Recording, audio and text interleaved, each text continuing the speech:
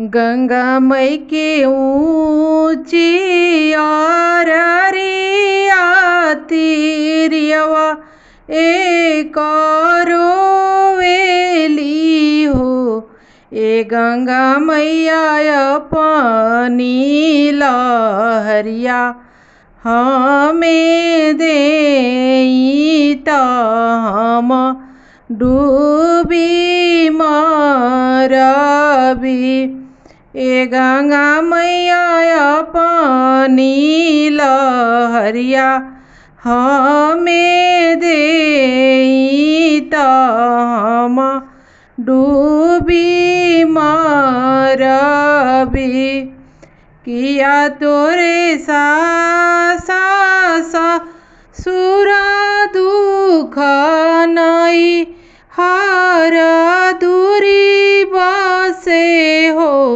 ए तिरिया किया तोहरे का विदेश कवन दुख रोवेलू।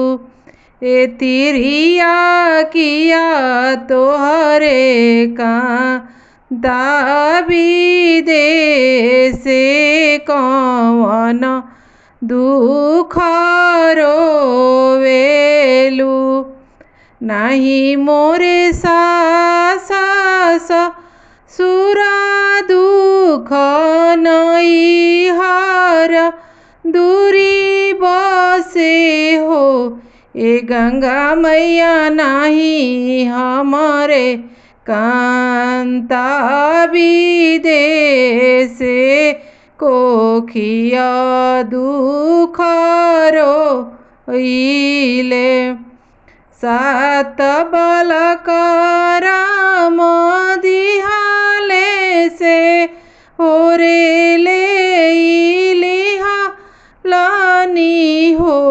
ए गंगा मैया अठवे गर्भ अवतारत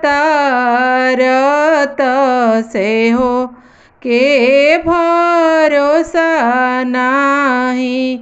ए गंगा मैया अठवे गर्भ अवतारत से हो के भरोसा नाही। चुप हो खए तिरिया चुप हो खजनी तू रोवनु हो। ए तिरिया अपना बलक हम मारबी तोह रोजियाईबी।